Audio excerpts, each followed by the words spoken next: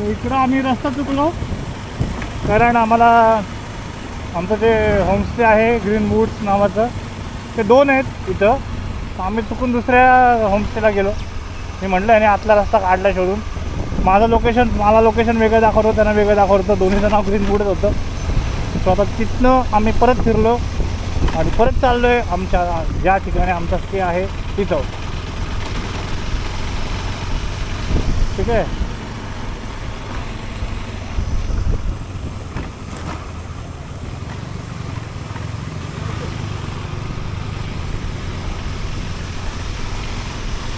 पांढरे ढग कुठले जाणे स्नो कुठल्या देत कळत नाही.